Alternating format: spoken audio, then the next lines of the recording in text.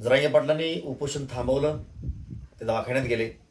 दरम्यानच्या काळामध्ये फडणवीस यांनी पुण्यामधून भाजपच्या कार्यकर्त्यांना संबोधित करताना ठोकून काढा अशा पद्धतीचा आदेश दिला. मग ते विरोधक असतील कोणी असतील ते.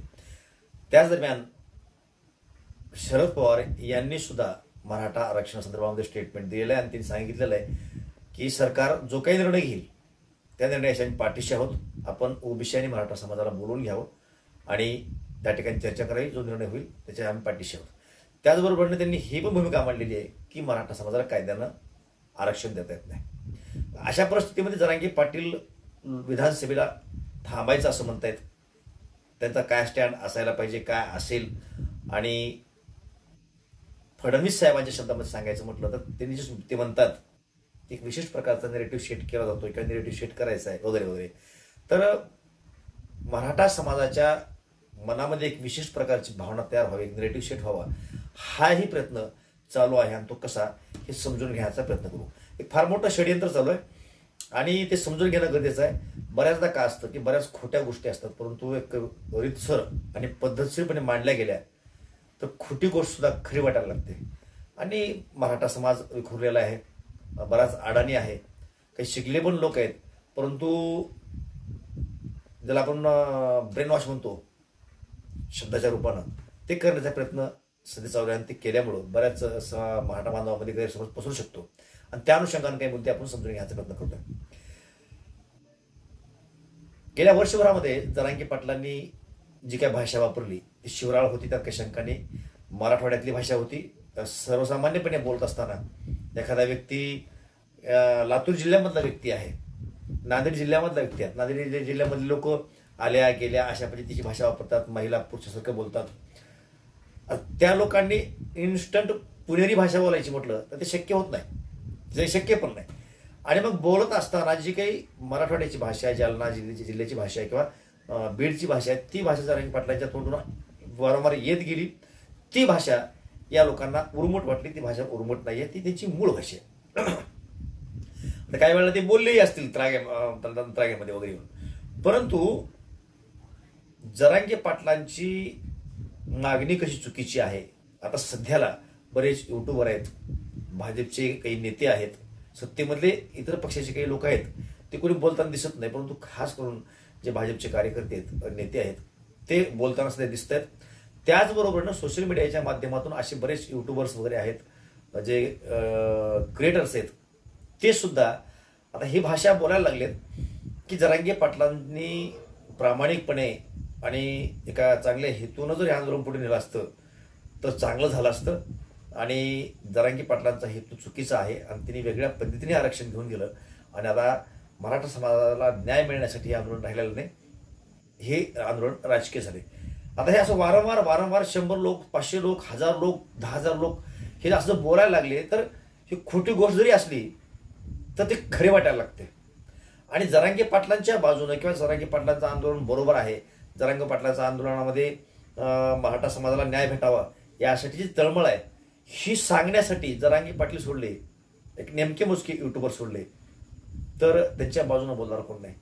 म्हणजे विरोधामध्ये बोलायला राजकीय लोक आहेत, काही क्रिएटर्स आहेत, युट्यूबर्स आहेत, परंतु जरांगे पाटलांच्या समर्थनामध्ये बोलायला कोणीच नाही. आणि त्यामुळं ही बाजू कमी पद्धतीनं मांडली जाऊ शकते भविष्यात येणाऱ्या काळामध्ये. आणि त्यामुळं एक वेगळा संदेश महाराष्ट्रामध्ये, मराठ्यामध्ये जाऊ शकतो आणि मराठा समाज जरांगे पाटलापासून बाजूला सरकू शकतो आणि ते व्हावं यासाठी सगळं सांगते. त्यामुळं मूळ मराठा समाज आणि ज्या समाज बांधवांना, इतर समाजही आहेत ज्यांना वाटतं की मराठा समाजाला आरक्षण भेटलं पाहिजे, त्या सर्वांनी ही गोष्ट समजून घेणं गरजेचं आहे की एक खोटी गोष्ट अनेक लोक बोलत आहेत आणि ती बोलण्यामागला हेतू असा आहे की ती खरी वाटली पाहिजे लोकांना. जर आपण प्रत्येकाने स्वतःला एक प्रश्न विचारून बघा की जरांगे पाटलांनी आजपर्यंत ज्या लोकांना उलट बोललेलं आहे, कदाचित त्यांची भाषा उर्मुट तुम्हाला वाटली असेल, असू शकते, ती ग्रामीण भागातले त्या बाबतीमध्ये आपल्याला कुठलं चॅलेंज द्यायचं नाही किंवा त्यांनी चुकीचं बोलले असतील किंवा त्या भाषेमध्ये कोणाला ती वाईट वाटली असेल, त्यांची ती रोजची भाषा आहे. परंतु जरांगे पाटलांनी स्वतःहून कोणाच्या विरोधामध्ये बोललेत का? आज फडणवीस यांना ते टार्गेट करतायत किंवा भाजपच्या विरोधामध्ये बोलतायत. तुम्ही लक्षामध्ये घेऊन बघा, आज जेही नेते बोलतायत मराठा आरक्षणाच्या आणि जरांगे पाटलांच्या विरोधामध्ये ते कोण आहेत? अगदी नारायण राणे घ्या, त्याचे चिरंजीव घ्या, आशिष शेलार घ्या, प्रवीण दरेकर घ्या, हे प्रसाद लाड घ्या, हे खोत आहेत. तुम्ही जे जे कोणी मराठा समाजाचे नेते आज बोलतायत ते टोटल लोक भाजपचे आहेत. मग जर हे लोक बोलत असतील तर तुम्हाला जाणीवपूर्वक हे आंदोलन मोडीत काढायचे असं म्हणून जर जरांगे पाटलांच्या बाजूनं आता त्यांनी फडणवीसांचं नाव का घेत आहेत की पक्षामध्ये एखादा नेता जर पक्षाची बाजू मांडत असेल किंवा भाजपच्या वतीने बोलत असेल तर ते फडणवीस साहेबांच्या मर्जीशिवाय, त्यांच्या इच्छेशिवाय, त्यांच्या परवानगीशिवाय बोलू शकेल का? कुठल्याही पक्षाचा नियम असतो. कुठलाही कार्यकर्ता असं विनाकारण बोलणार नाही. वरिष्ठांची जर परवानगी असेल तर बोलणार आहे. आता ठोकून काढा म्हणल्यापासून किती लोक बोललेत? हे पहिलं का बोलणं गेलं ते? म्हणजे आज उघडपणे फडणवीस साहेबांनी बोलले हे महाराष्ट्रानं ऐकलं म्हणून आपण म्हणतो किंवा अनेक लोक बोललेत. ह्याच्या आधी त्यांनी सांगितलं हे आपल्याला ऑन रेकॉर्ड पाहायला मिळालं नाही.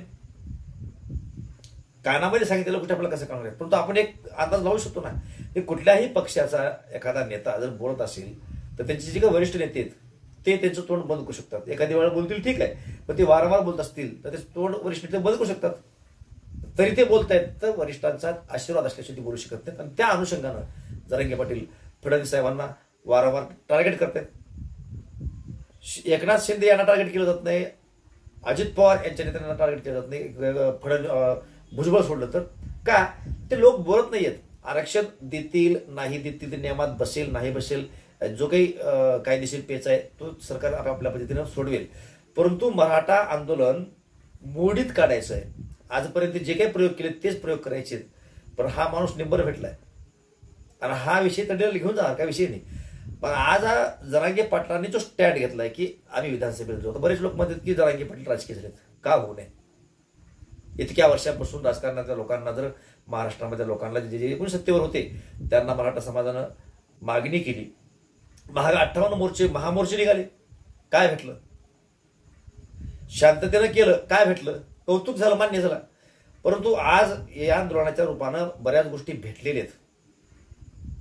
आणि मग जर राजकारण हाच एकमेव पर्याय असेल किंवा राजकीय लोकांच्या माध्यमातूनच हे मिळणार असेल आणि राजकीय लोकांची इच्छाशक्ती नसेल, मग ती महायुती असेल, महाविकास आघाडी असेल, त्यांची इच्छाशक्ती नसेल तर त्या ठिकाणी आपले लोक जाऊन बसावेत अशी भूमिका ते मांडत असतील तर काय चुकीचं आहे? बसू नयेत. तुला आणखी एक विरोधाभास सांगतो.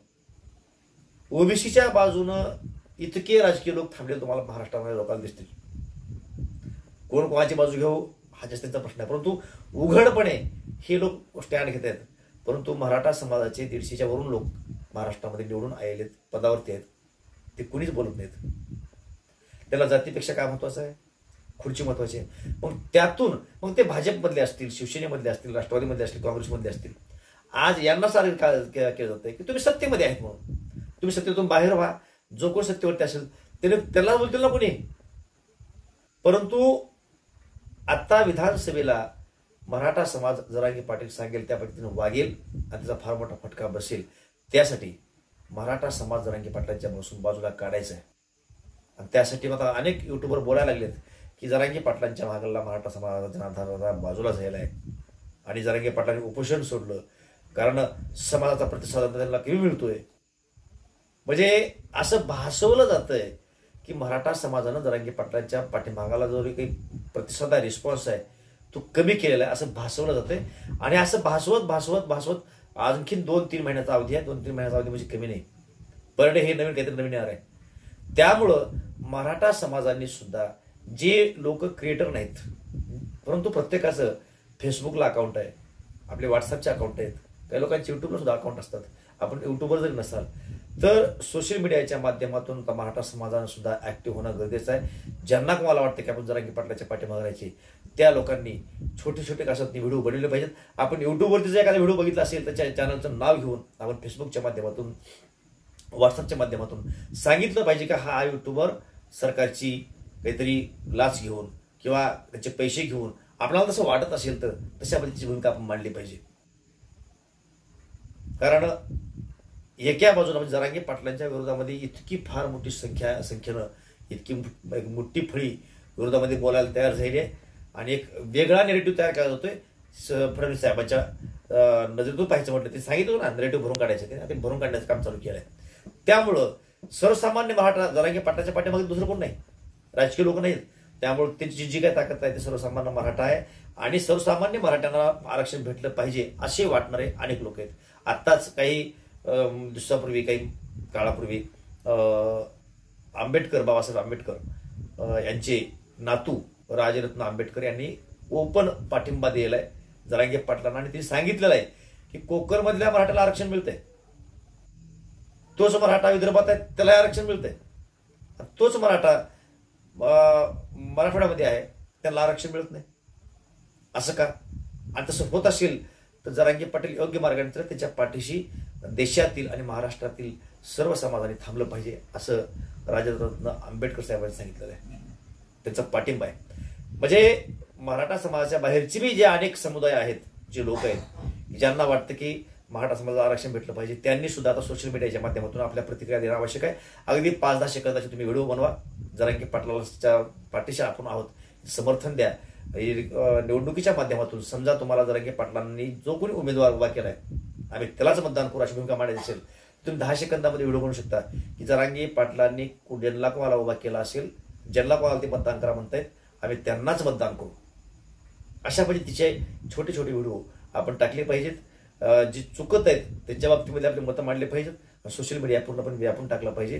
तर जरांगे पाटलांच्या त्याचा कॉन्फिडन्स पण टिकून राहील. अन्यथा काय होईल की सोशल मीडियाच्या माध्यमातून हे सगळं लोक पसरलेले असतील आणि मग मराठा समाजाचा रेटा कमी दिसेल आणि त्यांचं सुद्धा खच्चीकरण होऊ शकतं. त्याचा घाटा मराठा समाजाला होऊ शकतो. त्यामुळं सर्व मराठा बांधवांना आणि मराठा बांधवाला आरक्षण भेटावं असं वाटणाऱ्या सर्व समाज बांधवांना विनंती आहे की आपण सुद्धा आता बारीक बारीक छोटे छोटे 5-10 सेकंदाचे, अर्ध्या मिनिटाचे आपल्याला जमल त्या पद्धतीचे व्हिडिओ बनवून सोशल मीडियाच्या माध्यमातून बाहेर टाकणं गरजेचं आहे. फेसबुक असेल, व्हॉट्सअप असेल, इंस्टाग्राम असेल, एक्स, ट्विटर तिकडेही टाका. सगळ्याच्या माध्यमातून आपण आता ही मोहीमच चालू करणं गरजेचं आहे. कारण ह्यांच्या पाठीशी कोण नाही, आपण जाऊ आणि आपण काय करू शकतो तर बरंच काय करू शकतो. आता लहान लहान असे व्हिडिओ बनवा आणि जरांगे आता माझ्या एका सहकार्याने व्हिडिओ बनवला आता टाकून दिला, त्यांनी त्यामध्ये सांगितलेलं आहे की जरांगे पाटलांनी एक दगड जरी उभा केला तर सांगितलं की या दगडाला मतदान करा, आम्ही त्याला मतदान करू.